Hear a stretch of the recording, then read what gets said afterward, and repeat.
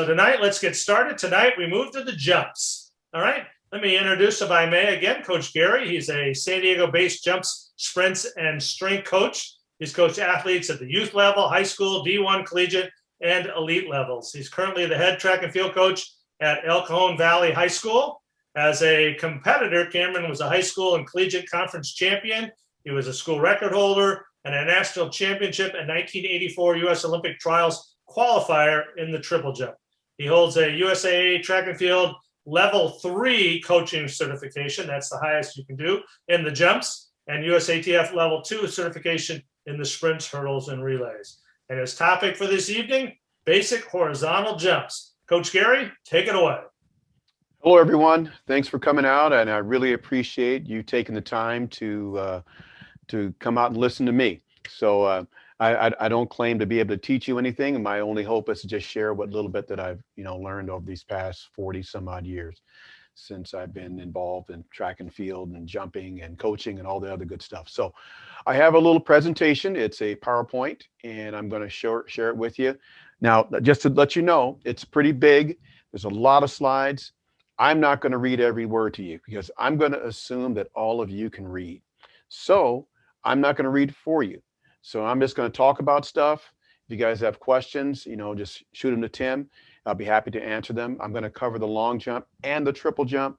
However, I'm going to spend most of my time on the basics of the horizontal jumping events. And I'm going to touch on the triple jump just a bit because I know Willie Banks is going to be doing a lot of great presentations about the triple jump. So I don't want to steal his thunder as if I could, but he's only got a world record and I never had one. But nonetheless, I'm just hoping to share what I can. I see a few familiar names, and so I'm glad you guys took the time to come out and kind of hang with me for a bit. So I'm going to share my screen now, and hopefully this comes through for you. So this is us and this is me. Hope you guys can see it. And I'm going to play it from this point. And I'm sure one of you guys are going to let me know if this doesn't come through. So bear with me here. Okay, it's going through. We're good. All righty. All right. Good. So, okay, that's not me obviously jumping. That's Jasmine. That's one of my proteges. And you guys, Tim's already given you my information about who I am and what I've done and whatnot. So I'm not going to really go into all that because it's not really about me. So let's move on. So long jump history, I'm going to go over a little bit of that, just really basic stuff. It was kind of rudimentary, the technique. People used to tuck their feet in and jump back in the old days.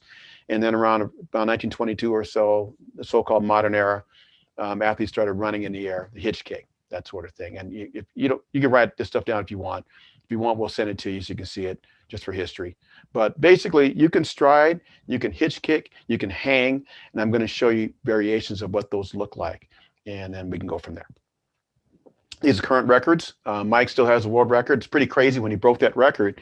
The record he broke was Bob Beeman's, which everybody thought was unbreakable when Bob made it back in 1968. And so, as things turned out, Mike's record has actually lasted longer than Bob's did. So that's pretty impressive. So Chris Jakova still has a women's record, and you see the high school records there. So look at the key points of the long jump. Let's get back to the main number one thing. If you wish to long jump, you better be fast. That's bottom line. It's about speed. Can you run tall? Can you run fast? And can you do it under control? So there are some fast people, but if they can't do it under control, it's not going to really matter. So when you do your long jump, remember it is the long jump. Sometimes I see folks try to change the event or convert it into something other than what it is. And it's a long jump. It's not the high jump. And so in the old days, we used to do a lot of things where we jumped over a lot of obstacles. I'm not saying that's necessarily bad, but you got to remember, if it's taken away from the athlete's ability to be able to jump out, and that's the number one goal, it's probably going to be counterproductive. So I had this video here. I was hoping it played, and it doesn't look like it is because I wanted to show you a video of one of my athletes doing an approach run. So I'm going to move through it and show you something a little bit later on. But the main points here are that we have to have progressive acceleration through the board. progressive aggression. I kind of stole that term. I think I heard Brooks Johnson say it years ago, and I really like it because you want to get progressively more aggressive as you can see my finger here, as you make your way down, the approach. You're going to see shoes here on the runway. I'm going to explain what those are for as well. Long jump versus triple jump. Long jump obviously has a very different takeoff. Okay, the long jump uses kind of a Jurassic penultimate, movement where the hips are dropped in order to get the athlete up.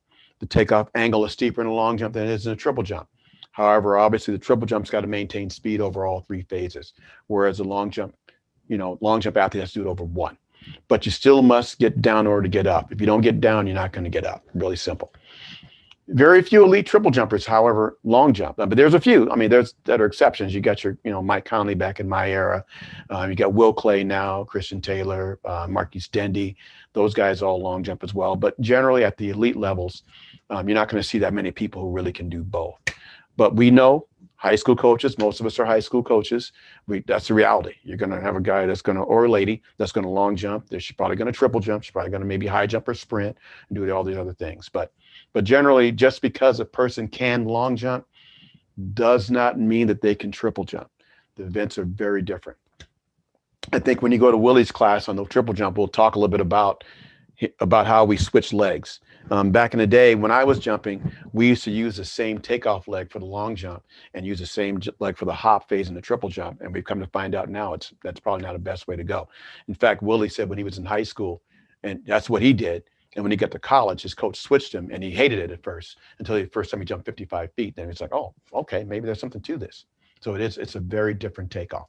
And I would frankly recommend that if you have an athlete that's, let's say, a left foot long jumper, have them go right, left in the triple jump. And I think when Willie does his class, he'll explain more about what that's all about.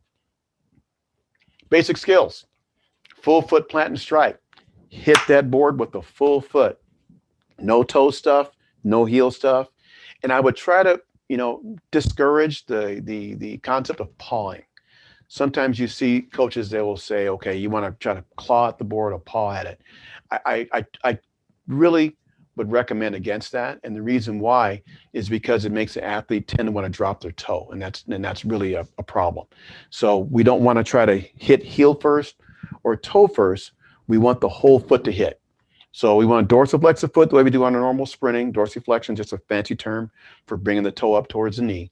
And then that will stretch the Achilles tendon, which will make that, that rubber band of your lower leg, the calf, soleus, that whole thing a little bit tighter so the athlete can rebound off the ground a little quicker. One more thing. Do not let your athletes push the board. The long jump is a violent strike on the board. It's kind of like a catapult, almost like the pole vault, frankly. And pole vault and long jump are very similar events. The movements are almost the exact same. But like the pole bends on the pole for the box, that's how the leg is going to do for the long jump, believe it or not. Not exactly as extreme, obviously, but it's the same basic concept. And that's going to basically pop and catapult the athlete up and over. So we'll talk a little bit more about what that's all about. So a couple cues we use is squish a bug or break a board or whatever makes sense to your athlete. So that way they use a violent full foot strike on the board. And that'll help them get themselves up so they can catapult up and over their hips. Sprinting again. Did I say speed was important? I think I did, because speed is very important. Long jump, triple jump, any horizontal jump athlete must be able to sprint well. You don't necessarily have to be the fastest person out there, but if you don't have the speed, you're not going to do anything. 90%, 80%, somewhere in that area, that's what your result's going to be based upon your speed. So it has to be your sprinting speed and what you do in the last 3 strides, and obviously your actual jumping takeoff. I tell my triple jumpers that when they get to the board, think of it as a bank account. Your bank account has dollars, basically miles per hour that you're running at the board. That's your bank account. That's what you have. But when you take off and you hit the ground the first time for your hop phase, you're going to spend a little money. And so if you're bringing 20 miles an hour, you hit the ground, and now you're bringing 18, hit the ground again for your third phase, now you're bringing maybe 16. Okay, that's what you got. But if you only bring an 18, you're not going to bring 19 and 20 your subsequent phases. So as much money as you can bring as far as speed under control the better off you're going to be. So as a result, what I do, and most, coaches who I admire, who I look up to and respect, they spend the majority of their time training strength, power, and speed. In-air mechanics are relatively easy to teach, but if you don't have strength, power, and speed, all the gymnastics and all the pretty stuff you do in the air are not going to matter. You must have those things down first.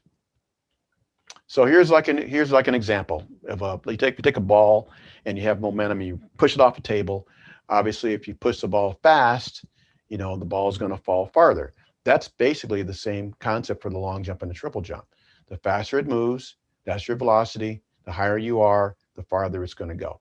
If the surface is hard for the triple jump, obviously it's going to bounce back up again. And I'll let Willie talk about that when he does his. So again, in-air movements, they're important. It's about 10 to 20% of your jump, but the only purpose for in-air is to enable you to land well. It doesn't make you jump farther. Some folks think, well, if I hold my legs up or if I move my arms or whatever a certain way, I'm going to fly out farther. It's not true. Your distance is predetermined by how fast you move and the angle of projection that you take off the board. Just like this elevated platform, nothing this ball does is going to affect how far it goes. Everything is all about how fast that ball is moving by the time it leaves that elevated platform, that table, or that whatever that is. So can jumpers really run as fast as sprinters in the approach? Absolutely. Absolutely. Now, everybody remembers, well, some of us remember Mike Conley. Mike Conley was a phenomenal sprinter, and it was obviously a phenomenal long jumper as well, and triple jumper. And Mike Conley was by far the fastest triple jumper in the world back in the day. However, Jonathan Edwards has a world record. Well, why? Well, Jonathan Edwards, as you can see right here, they measure a 10-meter segment. You're going to see where it says 11:1. The reason why they measure 11:1 is because at the board, the athlete makes these movements that are a little bit different from sprinting. So when we measure from 11 meters out to 1 meter out. And they show what the person's, speed is. So the meters per second. And Conley's pretty fast. He's bringing like 10.5, close to 11 meters per second. But then you look at what Edwards brings. He's bringing nearly 12. Now, how many people can run 12 meters a second? Well, I'll tell you, very, very few. Elite, super elite sprinters can do that. Well, you say, well, geez, how come Edwards can't run 9.8 in the 100 meters? Well, because he doesn't have to. He has to run 9.8 speed for those 5 or 10 meters prior to takeoff. That's the really important point. So just because you can do that doesn't necessarily mean you can do the other. So if you can hit that speed under control and be able to get that takeoff, you've got your money. At that point, you can really do some special things. Approach running, let's talk a little bit about it. I want to try to really emphasize the need for speed. Did I say speed already? Absolutely. Speed, consistency, and accuracy. Consistency, particularly during the first few strides, are absolutely critical. Obviously, athletes want to be accurate. You need to know where you are. So consistency will go a long way towards developing accuracy. And I'm going to explain how I teach it, and hopefully you can apply it for yourself. I had video kind of showing it, but I'm going to explain it tonight so that hopefully you guys can put it together for yourselves. What I want for my athletes when they're jumping is I want them to think about jumping. I don't want them thinking about whether or not they're going to foul. The minute you have any of those, in golf, we call it swing thoughts, you're not swinging the club as fast as you can. So when you're having jump thoughts or foul thoughts, you're not being as aggressive and you can't get your optimal performance that you would otherwise. For approaches, I like to keep them simple. I don't like my kids doing a whole lot of voodoo dancing and all kinds of other crazy stuff at the end of the runway. Just have them get back there and go. If they want to walk in, that's fine. I don't recommend that for beginners. I'd rather have them take a stationary start. They can do a crouch, they can do a rock in, roll over, or whatever, but I don't recommend a whole lot of other drama back there. I use a check mark. I actually use 2, and I'm going to explain that when we get to the putting together the approach run. Again, in-air gymnastic movements, they're great, but if you don't establish the run and the takeoff, it's not going to matter. So constructing the approach run. I had a video here of it. Unfortunately, it didn't come through, so I'm going to explain what it is. What I do is I take the athlete out on the track, and you see these kids right here, and they're actually adults. And what I do is I have them go out and I have them put a cone out there at the track, and I have them run like 40 meters. And we do kind of like a 20-10-10 drill. I don't know if you're ever familiar with that, and that's what this video was, showing a 20-10-10. So we take 20 meters where we're taking a smooth acceleration. Now remember, it's a smooth acceleration. It's not a 20-meter dash. It's a smooth acceleration, pushing out, and then transitioning for the next 10 meters, and then hitting your top speed, hopefully, for the final 10 meters. So it's at 40 meters, you should be running pretty close to your maximum speed. So what I want then is the athlete to do that over and over and over again. And while they're doing that, as I'm watching them, and I'm counting their steps. Now I count beats or every 2 steps, because I'm not smart enough to count every step because the feet are moving too fast. So I just count, all lefts or all rights, and it makes it a little easier for me to follow along.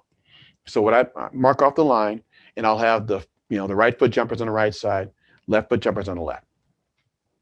So I have them run it down, and as I do the sprints, I'll start marking. And I usually count out 3 beats. Some people could count out 2, some people count out 4. It doesn't really matter, but I use 3. And so I know those first 3 beats. Now remember, 3 beats is 6 steps. So if let's say it's a left foot jumper. If I'm counting his first 3 lefts, they're going to start hitting pretty consistent. And once that consistent pattern is developed, I'm not watching the rest of the run just yet. I'm only watching the first 3 steps. So once I get that established, I know the rest of the run is going to be pretty much the same. Because once you start running, your stride really doesn't change that much. Your step length doesn't change much. So I start getting them going. Once I get that established, then I start counting out farther. So let's just say I'm building an 8-beat run, 16 steps. So I count 1, 2, 3. Once they're at 3 consistently, then we're going to count 4, 5, 6, 7, and 8. At the 3, I put a shoe down. And I'm watching them when they run their 8 the next time through. And they need to be hitting, at or near the shoe. They're a few inches above or a few inches behind, that's fine. If they're way over or way back, we got a problem. But if they're consistent and they're pushing out normally, they're going to be pretty consistent hitting that same 3rd beat. And then I know when I count 4, 5, 6, 7, and 8, I put another shoe there at the 8. And remarkably, after they run it a few times, you're going to see a lot of consistency. And they'll almost always hit that 8, almost exactly where you put it. See, right here, this was the video that I had of the athlete actually doing it. You can see the cone, and you can see his shoe. And actually, that's his shoe there. And his 3rd beat's right about there. And then if I had the video where you can see it, you can see him running all the way through. But today I don't have it, so I'm just going to explain it. Counting the beats that we talked about. After we finish it, I measure back. I don't measure from the cone. I measure from the shoe, because every athlete's different. You see there's 2 different shoes because I had 2 different athletes that day. So each individual athlete, I measure back from the shoe to the cone will give me their total approach run distance. Then I'll have them take a measurement of exactly how far that cone is from their shoe, and that'll give them their 3 beat. So when they go to a meet, they'll put a mark down where they start. They'll put another mark down right here, and they can see that. When the athlete's pushing off, they're inclined forward, and their peripheral vision is going to pick it up.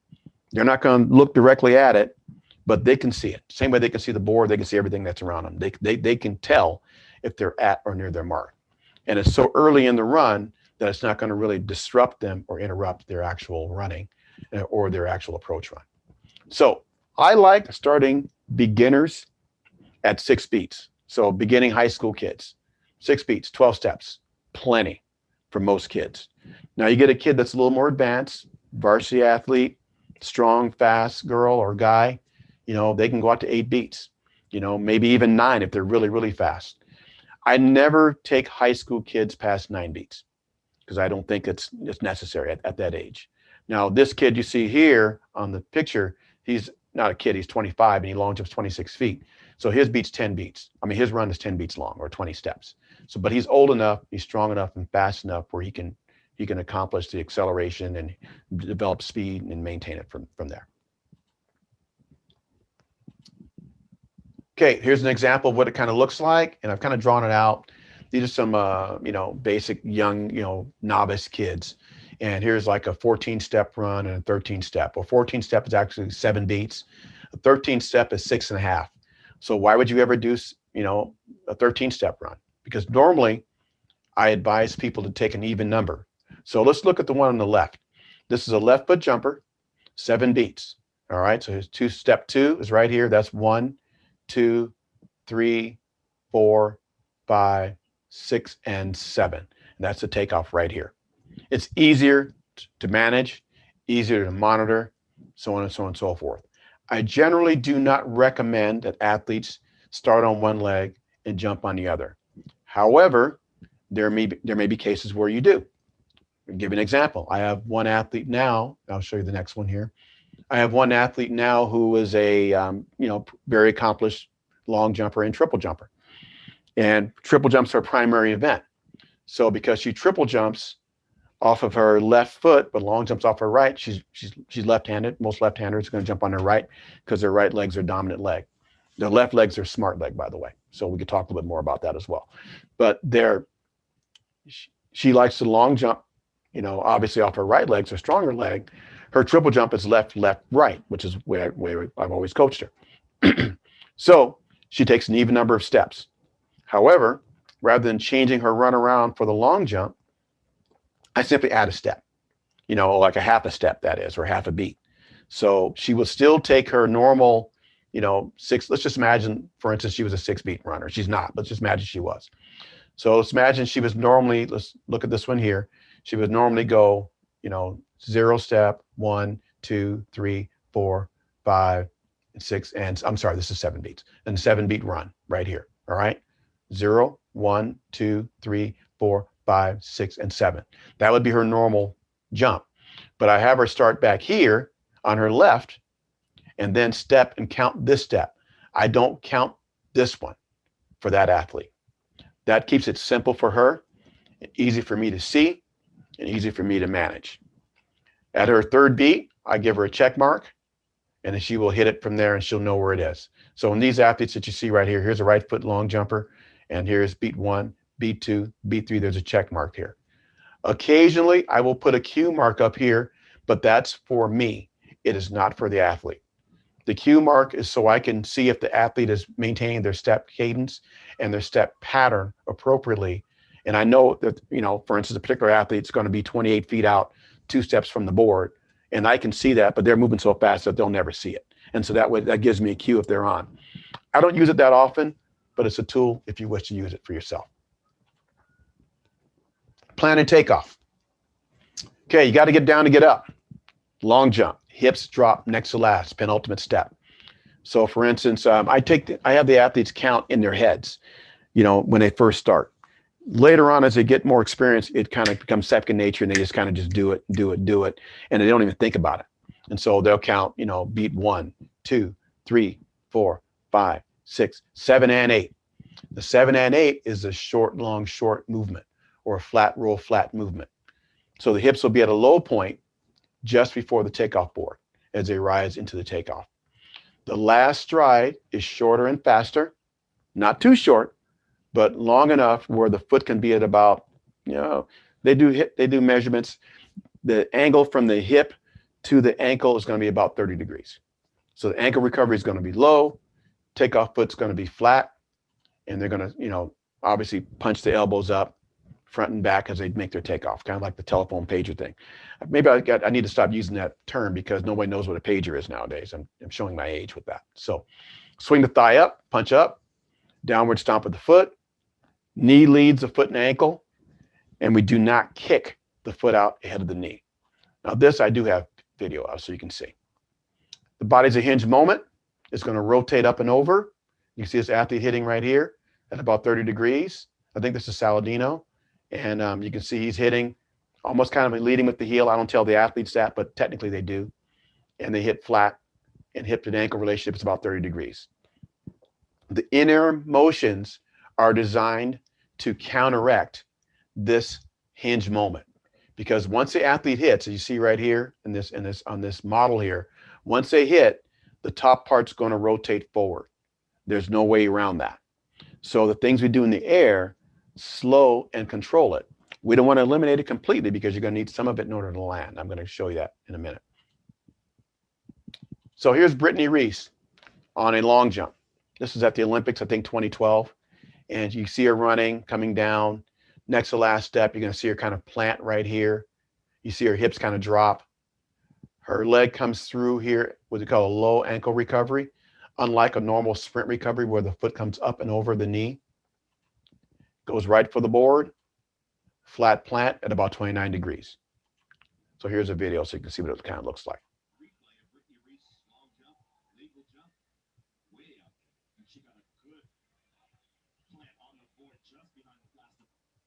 So we'll run it back again so you can see. If you watch her body move, and you can see her right here where she looks like she's almost squatting down. But that's because what happens as the athlete approaches that next to last step, they're going to push longer. So Brittany's a left foot jumper. So let's go back to where she is here. So what's going to happen, she's going to push off her left. She's going to push the hips literally down.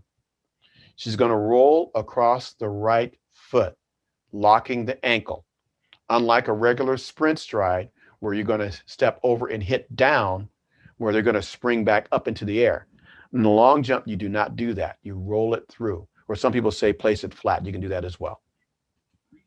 As you can see right here. Then from here, you're going to see her foot. Look at her takeoff foot, as opposed to the foot coming up and over the knee, like in a regular sprint stride. You're going to see the foot go straight to the board, as you see here. Straight to the board. Leading with the heel, don't tell your kids that, but they do. Flat foot, about 30 degrees out.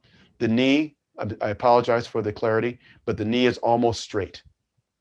Then from there, we drive the knee up and through at or about perpendicular to the spine, about 90 degrees up, basically. As you can see, the knee is leading the foot.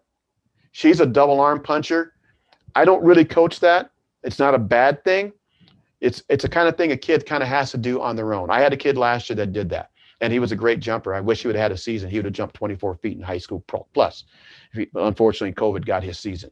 But he was a double arm jumper as well.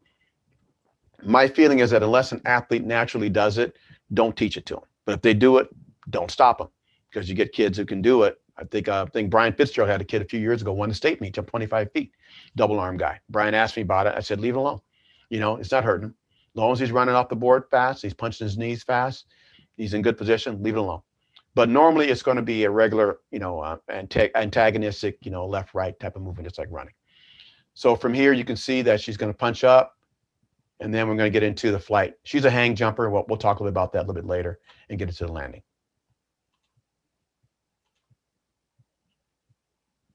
So long jump flight examples. The basic is a sailor stride jump. I recommend everybody teach their athletes to do that first. Then once they learn that, you can go into teaching a, hitch kick or a hang hitch or hitch hang or whatever you want to teach them. But once they learn the basics of how to punch the knee, drive the arms, swing the hands and arms up and around the head, past the hips before you go into the landing and extend out. Once they got that, they can do great things. I had a girl long jumper last couple of years. This is how she jumped. And she long jumped, in high school, she done long jump well over 19 feet. Speaking of the girl, here she is. So jumping 19 feet. And you'll see her come down. She does exactly that movement, up and over. So hopefully you guys can see this. So same thing, she comes in.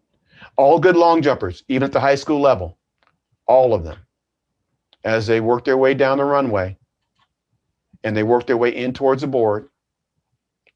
Hopefully I get this to run forward here.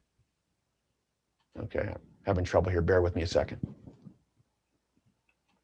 As they work their way into the board, all good jumpers are going to dip the hips down. You can see her do right there, and up and off. Here, let me reload this, guys.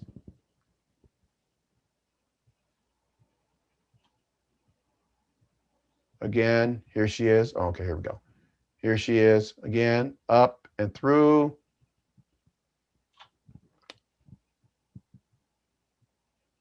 I'm sorry about this, guys. I thought it would play better, but apparently not. So up and through, you can see her arms come up and over and hands back and through, and then there she is out of around 19 feet or so. Let's try it again. Here, dips down, up and over, and up and through. So you can, high school, 19 foot, 20 foot, high school girls, very serviceable. Very serviceable. Okay, hang. Hang jump looks like the athlete's hanging from a bar. Really simple. The same exact movement off the board. And regardless of whether it's a hang, hitch kick, or sail or stride jump, this part should look the same off the board. It does not matter. Sometimes I see athletes hang off the board. And what I mean by that is they're already putting their arms back and doing all kinds of crazy stuff even before they leave the board. And that's, that kind of really kills their jump. So you want to still drive off the knee, drive off the foot, drive the hips up, drive the knees up, drive the arms up, just like any other jump style. And here's a Chinese jumper.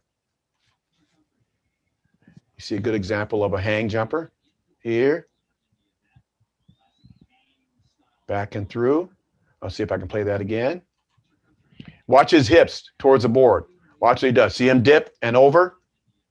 Arms are up. And brings it through again. I'm going to do it again without stopping it. Hopefully it makes sense to you guys. Up and over. Swings their hands back and through. And you're going to notice that even though he slides into the pit, you're going to see those are his heel marks, even though his butt hit, because he was able to save the jump. And I'm going to show you how he does that in a few moments. That's the hang jump. One more time. Up and over. And through to there. All right. Hitch kick. Hitch kick is dependent upon the athlete's ability to maintain control of their arms and legs, obviously. And the concept behind a hitch kick is to reverse the rotation. Because once you hit the ground for the takeoff, you're catapulting over. And your chest is starting to roll forwards, or you're starting to fall forwards, basically. It's a controlled trip. So what we're going to do is we're going to basically pump the legs backwards, which will shift the hips forwards. Pump the arms forwards, which will shift the chest backwards. That's the concept behind a hitch kick. Usually you'll see a 1.5 hitch kick, which means the athlete takes 1.5 steps in the air. Occasionally you'll see a 2.5. You won't see a 2.5 for any athlete that jumps less than about 25 feet. So you just don't have enough time. So stronger, faster men, some of them will do a 2.5. I'm going to show you a guy that does 2.5 here in a moment. So arms and legs are rotating quickly. They're counteracting rotation around the body's center of mass. And that's the reason for that. Again, to put you in a good landing position. Here's a good 2.5 hitch kick. Yeah, they need to get a little bit longer pit, as you can see here. Echeverria jumped 883 a couple years ago.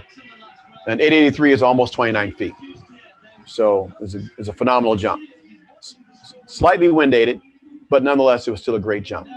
You see him here. He's stepping up, step, step, step, and through. And you're going to notice that as he rotated through, hopefully this plays for you. You're going to notice his feet, they're cycling the whole way as he's making his way through. And you're going to see his hips dip a little bit. Let me try it again. And then get himself into a good landing position from there. There, drops and hits. 1, 2, 3. You notice his arms are swinging to the front, where his legs are swinging to the rear. I'll play it one more time. This is a great jump. I can't get enough of this. He's very fast. He's pretty tall. Bringing good speed. You don't see him hesitating or pausing or anything like that. And rotating through. And again, one more time. You're going to see him really, again, take his speed through the board.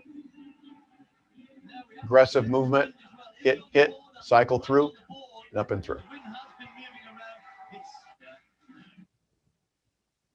So let's talk triple jump. Triple jump. Current records, Jonathan Edwards and Kravitz, still some from 1995. Hopefully those records get broken. Kenny Hall, triple jump. Brittany Daniels in the triple jump for the women. I remember Kenny Hall's jump because I had a kid at that meet at the Junior Olympics that year. My kid jumped 49.4, I believe, that year, and got beat by 7 feet because Kenny Hall jumped 56.2 actually that day. He went 56.2 when dated. His legal jump was 54.10 and a quarter. By the way, he was in 11th grade at the time. So pretty impressive kid. Hop, step, jump. Hop, land on same leg, step to the other leg, jump. Basically, it's a long jump into the pit. And I'm going to go through this pretty quick because I want you guys to really get it from Willie.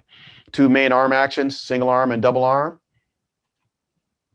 Think of the triple jump in 2 parts. I stole this from John Tansley. The approach to the hop step. I tell my kids a triple jump is not 3 jumps. It's 2. You run off the board, cycle your legs through, then start jumping. Then the step jump. So right here, off the board, speed, running off, low trajectory, project yourself forward. Cycle the legs through, and then strike the ground.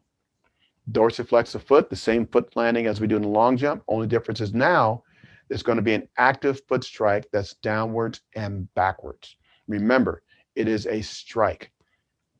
If you cannot initiate controlled violence and strike the earth, you cannot triple jump. Triple jump is a violent event, and you must hit the ground hard. If you try to tiptoe your way through it, number 1, you're going to get hurt. And number 2, you're not going to jump very far. Here's a hop drill that I use with one of my athletes, well, all my athletes actually, when I'm teaching what we call the drop leg. And hopefully this plays. Yeah, it does. And so you'll see her doing kind of like a step through where I'm using where I let her have this drop leg kind of mirrors that cone there. And she kind of walks her way through it and starts learning how to cycle the leg through. One of the things a lot of kids can't do on the hop is cycle the leg through straight. And so what happens is they struggle because they end up pumping the foot back. And all that does is just push your body forward. This girl jumped 40 feet in high school, by the way, just so you'll know. And so that's where she is now as she cycles it through. And then you could, do other things as far as, you're basically limited by your own imagination. All right. And here's some of my other kids here All right. Now that look good. that I have doing the drill. Also, they're outdoors doing the drill. And once they get it, they can go out now, they can triple jump. Very good. And it's a run in the air, as you can see. So if the athlete can't run in the air, they cannot bound up off the ground, All right, very nice. then they're going to struggle with this event. So this is something that's, I think is, pretty critical. And I think all athletes that jump or triple jump should learn it. 35, 30, 35. Dominant leg jump base, 35, 30, 35, 30, 35 are percentages. 35% hop, 30% step, 35% for the jump. Now, in all honesty, nobody jumps those exact percentages, but those give you some just basic guidelines. What we're seeing of late is that the very best jumpers in the world jump with a more jump dominant. So they'll be at around 37% or, even higher than that sometimes. So, but we still want balanced proportion. We still want timing, and we still want to distribute our effort. We don't want to go 45% off the hop because you're going to have nothing going into the step and the jump. So let's talk about landings. Okay, in the old days, we were taught to push the hands and feet all forward and all that. Don't do that. Keep the hands outside the hips. And if you do put the hands and feet forward, you got to remember your center of mass is going to move forward and you're going to rotate forward and you're going to drop. I don't care how many sit-ups you do, your feet are going to drop even faster. So what we teach athletes to do now, you probably saw Echeverria earlier and the Chinese jumper as well. You probably saw them swinging their hands behind their hips. And so what we do is we sweep them down and back.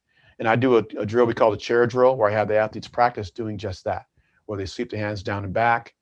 As you can see, the knees go to the chest, and they practice bringing the hips out by reaching out with the heels and then pulling back. I have them do it in a chair, as you can see here. And then we eventually move them out to the sand pit and have them literally put the chair there. And then I'll have them actually jump. And when my athletes do this, they tend to learn how to land pretty well. So it's an important drill to do. You don't have to do it exactly this way. And you can have them imitate or mimic their movements as far as their jumping or whatever, like you see Sydney doing right here. So you don't necessarily have to do that, but we do it. And you can see right here, we do it in the sand pit as well. And so once they learn that, then we can take them into like a standing broad jump or do some jumping into the pit from there. And that way they'll learn how to do the landings. So one thing about this landing, people will see the standing broad jump and they'll say, well, his feet landed here, but his butt back here. Don't worry about that. There's no speed on a standing broad jump. But I promise you, when he goes fast with a full run, even a half a run behind him, his butt is going to go past the mark that his feet made, as you saw with the Chinese jumper earlier. Okay, where are we here? Okay, here's an example. Just a couple days ago, Jazz doing the jumps, and we can read this from left to right, working her way in. This is a triple jump landing. You see, she gets her hands back. She gets the sand right here. I try to get the athletes to be at about 150 degrees or so. No one's legs are going to be at 180, but about 150 degrees. Leading with the heels, toes are up. You're going to see where the butt mark is here. You see her butt is here, and those are her heel marks. And you can see as she hits, she's going to hit just past her heel mark. And this jump right here was from only 4 beats, like less than half her approach, basically 8 steps. I'm going to show you some jumps here. I'm going to show you natural, or what they call a running or natural running movement, or a single arm movement for triple jumping. You see, he takes basically a single arm movement all the way through, sweep, sweep. And you look at his arms, look at the landing, as you saw right there. And the other most commonly used movement is what we call the double arm. And I think I have some video of Christian Taylor and Will Clay. And there's a couple different methods in terms of how to do that. And I'll let Willie cover that when he does a triple jump class. But you're going to see here, this is a double arm. And you're going to see that he's going to sweep the arms behind him simultaneously and then sweep them up. And I want you to also watch his landing as well. Sweep, sweep, my arms behind. You happen to notice where his arms were on the landing? And I tell people that all the time. What we practice on a chair drill is exactly what people do when they actually jump. And so if you practice that, your athletes should be able to do it as they work their way through. So from here, you can see his hands are behind, and then he goes through to clear the landing. So, all right. So I think our time is up, guys. That's me. You're welcome to, contact me if you have any questions at all about anything. I know some of you may have some questions right here. I'll be happy to answer them all as much as I can. That's my Facebook and my Instagram and my email and my phone. If you want to hit me up, I'll be happy. I always answer all my emails. And that's all I've got for now. And guys, thanks a lot for your attention. Thank you, Cameron. We got several questions here. We appreciate that. And if you'd like to ask more questions, continue to import them or to input them in that bottom right corner. And we'll just continue to go through as much as we have. We have about 15, 20 minutes, so that'll be great. First off, Cameron, thank you so much. That was great. Willie should be so good. All right. Let's go on. All right. Question. Should we do full jumps at practice during the competition season? I'm glad you asked that, because I get asked that all the time. We never jump from a full approach in practice. Now, high jump's different, pole vault's different, long jump and triple jump. And the reason why we don't is because, number one, for the triple jump, it just tears the body up. And number two, you don't have quite the same amount of adrenaline that you have like in a real meet. So we usually do about 4 beats, maybe 6 beats. Right now, my jumpers are at 4 beats or 8 steps.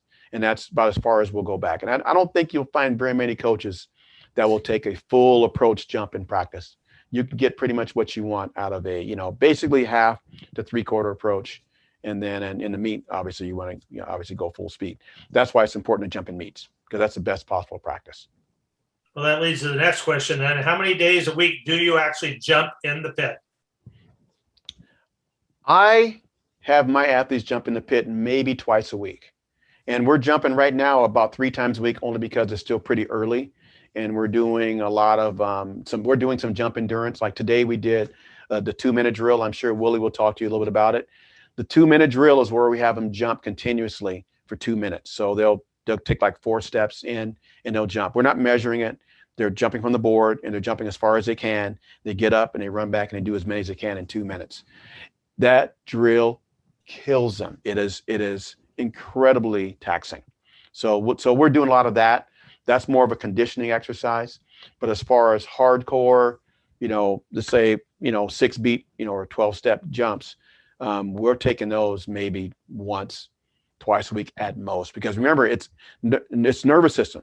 Sprinting and jumping is more neural than metabolic. And so once you hit them hard with hard sprinting or hard jumping, you've got to let them rest a couple days before you can do it again. Otherwise, your body's just going to be shot.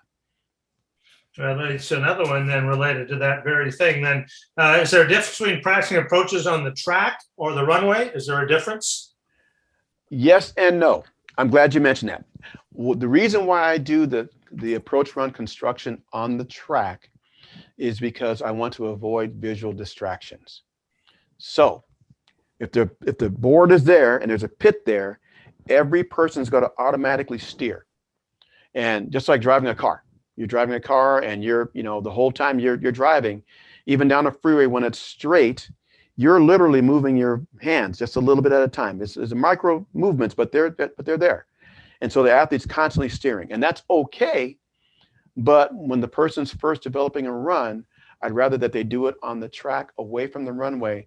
So that way they're not, bothered by that distraction. They're doing their normal approach. They're doing their normal acceleration. They're doing their normal sprint pattern. And once they have that, then we'll do some approach runs on the runway where they can do what we call a pop out. A pop out or a pop off or a pop up, if you will, is when the athlete runs down and then they do like a quick 1-2 and they pop up off the board at the takeoff. If you're preparing to jump, I highly recommend that your athlete does pop-offs. If they don't do a pop-off, you don't really know what their run is, because their run's going to be different simply striding through the board as opposed to doing that 1-2 movement, that penultimate pop-off movement. Is going to change it slightly because one of the steps is going to get longer, one of them is going to get a little bit shorter, and it's going to change the run a little bit. And so until you get a feel, and they get a feel for doing that at speed. Now those we do at full speed in practice. So when we're coming down on the approach run, we're taking the full run. Like right now, Sydney's a 10-beat runner and Jazz is an 8-beat runner. She's doing the full deal. She's coming down or he's coming down full speed and they're popping off. Now they're not landing in the pit. They're doing a pop off. You can even do it on the track, but your athlete has to be really aware so they don't hurt themselves. But it's the same kind of maneuver. Well, that leads to another question related to that then. Do you ever take a full jump in warm-ups on the day of a meet? No, we do half run, full jump. So when you say full jump, what I mean by full jump is, let's say, for instance, your run is, you got a regular high school kid that's a 6-beat or 12-step jumper. So I'll have them go back about 3 beats. And if they want, they could take a full jump, but from only half an approach. So that helps get their nervous system fired up, helps get them engaged. So that way they're ready to go. So you do need to do something that's ballistic.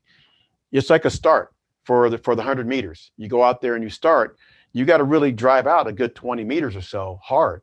So your body's ready, your mind is, firing, and your nervous system is firing, ready to go. You can't just go out there and get in the blocks and just run 100. You're gonna get jacked up, or take 1 or 2 steps. I hate that when I see that as well. You got to really drive out hard.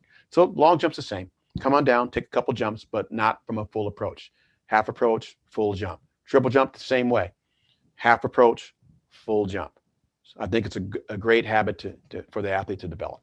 Okay, here's Coach Drew asked the question, how do you cue a kid who continues to reach for the board no matter what? That kid needs steering practice. Okay, and so what we use, most of you guys are at high schools that have football fields. What do football fields have? Lines. We do line drills probably twice a week, even with my advanced athletes. So we'll have them walking. And I have a kid right now that's learning how to long jump. And that athlete is learning how to basically gauge the distance, the depth perception, the space and time relationships. And we'll literally have them walk up and practice 1, 2, 3, 1, 2 at every line. Go 5 or 10 yards later and do it again and again and again. Once they get a pattern in their head where they can, okay, I know if I'm about 2 yards away, I can do my 1-2 movement off the board into the pit, or off the board, that is. Then I'll have them start doing a little faster. And then once they can do it with a little bit of a run behind them, so we do what we call a 20-20 drill. So they'll start at the goal line, the 20-yard line, 40-yard line, 40-yard line, 20-yard line, goal line. That's 6 jumps. So they're running up, boom, do the takeoff. Run up, boom, do the takeoff. Run up, boom, do the takeoff. They're doing it on the grass and flats, obviously. So they're doing it over and over and over again. Now, once they can do that and hit the board pretty well or hit the lines pretty well, then what we'll do is I'll have them do a drill. And I know Jeremy does this at the training center as well. I just saw him post something on it yesterday. Well, I'll have the board. I'll have them walk back an undetermined number of steps. I'll tell them to stop, turn around, run, hit the board. So they don't, they're just like, oh, coach, I haven't marked it off. I don't have my steps. I know. I don't care. Figure it out. So teach that athlete how to steer. And so the way to do that is to have them learn how to run with their feet higher. You'll be able to steer better when your legs and feet are higher, as opposed to if you shuffle your way in. You shuffle your way in, you'll never get it. You pick up your feet, you can change cadence pretty well. You can elongate and shorten stride pretty well. But if you shuffle, you're not going to be able to do it. And so when the kid can do all that and make those those micro steering adjustments. And remember, every athlete from the beginner up to the Olympic champion, they all steer. They all see the board. They don't look at it when they're jumping, obviously, but they all can see it. We all have peripheral vision, and we want them to see it. We want them to be able to steer. I don't believe in that. In the old days, they used to tell us, keep your head down and then come up 2 beats from the board and hit it. I think that's garbage, because now the athlete has to try to make those quick adjustments right there with no time. And so you need to have some time where you can actually see it and make that adjustment from there. So try the line drill, walking, jogging, then running. And they just need that practice and steering. I think they'll be better as a result. What a great, helpful answer. That's a good one. All right. What's best, 2 arms or opposition on the triple jump? What do you choose? It doesn't matter. It doesn't matter. Most men double arm triple jump at the elite levels. Now, although there are, as you saw, the Chinese guy Dong, he's an Olympic bronze medalist, so that's pretty elite. And he was single arm jumper, and so you can single arm jump as well if you have the power and the speed. However, we see that most men tend to do it because men happen to be more muscled upper body. We carry more weight. And so it seems to work well for us as far as being able to transfer, energy and transfer momentum really well. Not so much for women. That doesn't mean women can't double arm jump. My buddy Aaron Gatson has that girl down there, Thea LaFawn, double arm jumper. She's jumping 48 feet. She'll probably make the Olympics this year, and she's a threat to win a medal. She double arm jumps. So women can double arm jump, but you have to have the right person. Sheila Hudson, a couple of years behind me, former American record holder, not a particularly big person either. She double arm jump. So women can double arm jump. It just depends on the person. They have to have the upper body strength firstly to do it. And frankly, they have to have the power. But again, triple jump is a power violent event. So whether it's single arm or double arm, it really doesn't matter. But you're going to find more women single arm and more men double arm. Okay. Do you suggest an athlete get a jumping shoe or just use their sprint shoes? Never use a sprint shoe. Ever, ever, ever. If you use a sprint shoe, I'm going to hunt you down and I'm going to give you 20 lashes. Do not use a sprint shoe. Now, with that being said, I know jump shoes can be pretty expensive, but there are some combination shoes that are out there that are fairly durable that you can use. So you may want to consider that. But if for beginners, particularly, I understand that you're not going to go out and spend $150 on the brand new Adidas, whatever they have, or Nike, whatever they have. You're not going to do that for a kid. However, once you have an athlete that's varsity level, particularly if they can make like CIF, they need to be in a sprint shoe. In a jump shoe, because they're going to tear those flimsy sprint shoes up. Leave sprint shoes for sprinting. Plus, sprint shoes have a different bottom on them. They're stiffer. They don't have the padding for the feet. The spike plate's incorrect. It's just a whole lot can go wrong. I see kids all the time slip and get hurt by wearing an inappropriate shoe. So if you have a varsity level jumper, you get them in a sprint shoe. You need to get them in I keep saying sprint. Get them into a jump shoe. Also, wear a heel cup, particularly if you're a triple jumper. You don't have to spend the big money on the fancy Zorbethane cups. The regular old Perform Better MF, company. They're the plastic white. I've been using them for 40 years. I still buy them now. They work perfectly to protect the heels. Stone bruiser will end you, by the way. You get a heel bruise. If you ever had one, trust me, you know what I'm talking about. Excellent. All right. Let's get practical here. I only have 1 day a week for jump practice. What do you suggest as priority training? I've been setting up a circuit like parts of the jumps. Your thoughts? Well, it depends what the athlete does. And so we have that come up all the time with people to say, okay, well, I've got sprinters and I want them to jump and so on and so forth. I remember, and I'm not going to say the schools, but I've been at schools before where they would go out and take the kids and they would run the hell out of them, after they run their 5x300, session, and say, okay, now go practice a long jump or go practice a high jump. And the kid's trashed, and so you can't do that. So what you have to do is you have to be, judicious about your time. For instance, let's say you're doing fly sprints. Okay. Oh, today we've got 10-meter flies. Well, 10-meter fly, you're probably going to run in about 30 to 20 to 30 meters. So that makes it about 30 to 40 meter sprint. So let's just say today you've got them programmed for 6 times, 10-meter flies or whatever. So rather than running 6 10-meter flies, run 2 and then do 5 approach runs. So now you've got your approach runs and you've got your fly sprints, because your fly sprint and approach runs is essentially working the same, neuromuscular capacity. We're working the same thing. Okay. And then that way you don't have to really worry about, I got to get a separate day for approach runs and a separate day for sprinting. You don't have to do that. So if you just be creative about that. Okay. So your hurdlers, hurdle attack is pretty similar to a triple jump and even a long jump approach, frankly, so you can kind of program that and then just have your 1 day that you specifically focus on long jump or triple jump technique. I hope that makes sense. No, that was great. All right. Smart leg. You mentioned smart leg earlier. What does that mean? Oh, okay. Yeah. I'm glad you mentioned that. I get kids all the time, and we've all heard the thing about, okay, how do you find which is the strong leg and whatever.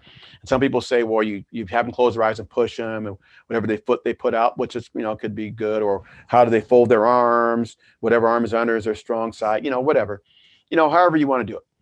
I find that most people, say, for instance, I'm right-handed.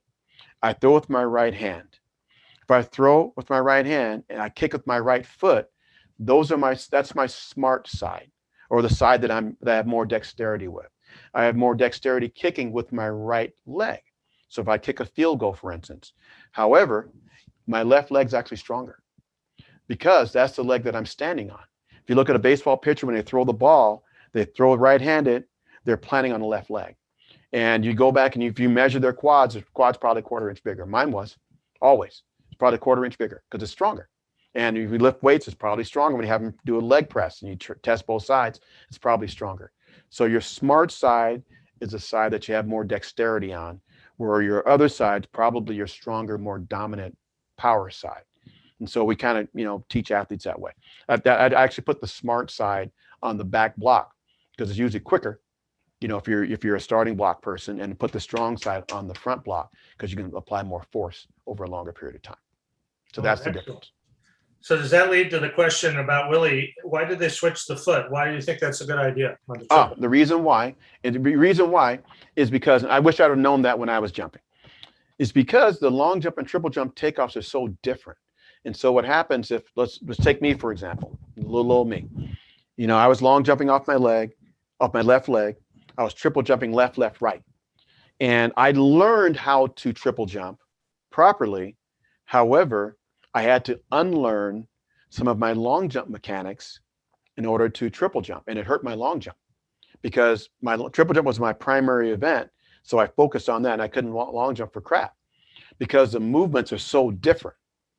So it's better to teach the athlete to run off the board off their smart leg, because you don't have to push off as hard as possible like you do in a long jump where you have to hit as hard as possible, because the triple jump's a run off the board. It's not a maximal jump.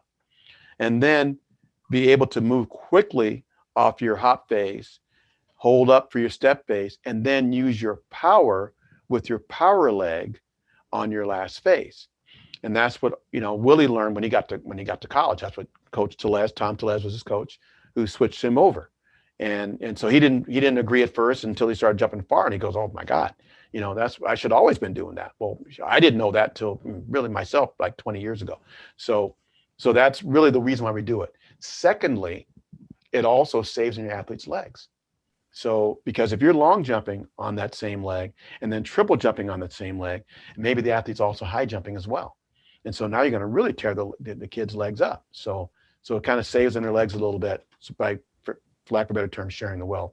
Not to mention the fact that it's actually a better movement because we can separate the long jump takeoff from the triple jump takeoff dramatically and discreetly, and the athlete will be better, in my view, in both events.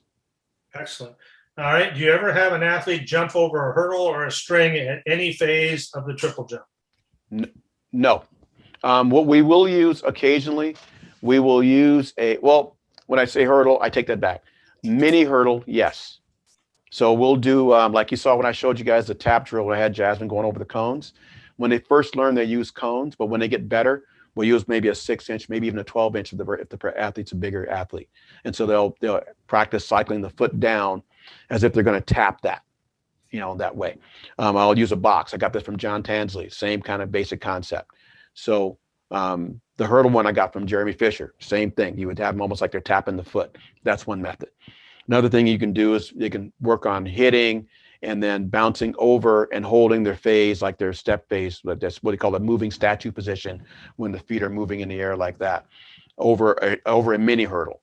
But I don't use the hurdle as an obstacle to be cleared as a goal. So what I mean by that is only an obstacle so you know where to hit your feet on the ground. It shouldn't be, okay, I got over a 30-inch. Let me see if I can get over a 36-inch. Now you're changing the event into the high jump. And it's not a high jump, it's a triple jump. And we have to work on using the hurdles for what they're intended. Okay. Here's a good question from Coach Gray here. Developing a high school kid, which do you recommend teaching first, long jump or triple jump? Ooh, God. I'm not partial. I'm going to teach triple jump, but be honest with you, realistically, long jump's going to be easier, much easier to teach a high school kid. And then, from there, let them have fun or let her have fun. And then if they want to get into the triple jump, because not everybody that long jumps is a good candidate for triple jump. The triple jump, it entails, you kind of got to be a little bit off like me in order to do the triple jump. So, because it's a weird kind of event. There's a lot of power involved. There's a lot of technique involved, and it's hard on your body. I'm not gonna lie to you. It can be really, really tough. So it's probably easier to teach the long jump first. I thought you were going to go there. I thought you were going to say you got to be smarter to be a good triple jumper. Yeah, right. That too. All right. All right. All right. Here's a good question for you. So some meets, they don't allow you to talk to your jumpers and you can't see the runway. So how do the athletes check their marks? What I do, because I know, like for at the state meet, for instance, the athlete can't come across or whatever. So by then you should have hand signals. That's what I use, because my athletes know. For instance, if I put together the approach run that I showed you, if that athlete is hitting their third beat, I know that they're going to be somewhere near that board at beat 8 or beat 7 or beat 9 or whatever their run is. They're going to be somewhere near. If they're not, it's darn near impossible. So when I hear people talk about, I was on the wrong leg. Well, how's that? Well, that's not, if you do what I showed you and you're hitting on your third beat, you're going to hit at 8 or hit at 7. Maybe you're a few inches up, maybe you're a few inches back. My experience is that we never adjust less than 6 inches. And they know, if I do this, they know it's 6 inches. If I go like that, they know it's 1 foot, and I'll go here and I'll point one direction, this way or that way or whatever. And they already know. You don't have to talk a lot in terms of making the adjustment. And the athletes will kind of know in terms of where they are. So once you do that, the athlete can make that adjustment. I don't believe in making, okay, you're over by 2 inches, move back 2 inches. To me, that's foolish. You're wasting your time, because the athlete's always steering anyway. And that 1 or 2 inch adjustment, they're going to make anyway. If it's a foot, yeah, move them.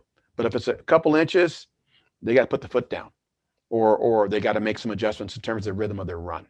So that's what I do. Everybody's a little bit different. But at that point, I think hand signals and frankly yelling is about the best you can do. But you can't show them video, and you can't do any of that stuff that you could do at the pro level. All right, here's a good one here. You got a convert here. Coach Wilcox says, I coach at the middle school. Most of them, it's their first time ever triple jumping. What is the most important thing to give them as a strong foundation? Well, at middle school level, you got to think at the youth level, they start triple jumping at age 13, I believe. And so that's like 8th grade. So middle school level, the first thing you want to have them learn how to do is how to bound. So how do you jump from one leg to the other safely? So can they bounce from left to right on a flat foot? Remember, the foot strike is the number one thing. Can they hit? Now, you know that they're going to lead with the heel and roll to the flat and off the toe. Don't tell them that. Tell them flat. And then tell them to hit and pull back, but not to paw with the toe. Once they learn how to bound and can bounce, if your athlete can bounce, then teaching them how to hop and all the other stuff would be pretty easy. But if they can't bound, they can't triple jump. So they have to be able to bound first. Outstanding. Cameron, I tell you, I can't think of a better way to spend 3 hours than what we had tonight. Dr. Jeff and Coach Gary, you guys were awesome. It's so much fun to be talking track, and Cameron, you explained it so well. So Cameron, thank you so much. I really, really do appreciate it. Hey, don't forget, so we're back tomorrow night, and there's a little switch. Now, we sent an email out that did this a week and a half ago, so you probably already got the email, but we're doing the glide progression for the shot first at 6:30 tomorrow. Coach Garcia's got football practice. And the second session will be 8 o'clock with block starts and getting the basics right with Coach Andrea Blackett. And that is a must-see. It's like Cameron's biomechanics. You've got to get the blocks right, and Andrea does such a great job. So glide progression for the shot with Coach Garcia at 6:30, and block starts with Coach Andrea Blackett at 8 o'clock. And we just really do appreciate you joining us, and hope to see you tomorrow night. Once again, thanks, Coach Gary, and good night, everybody.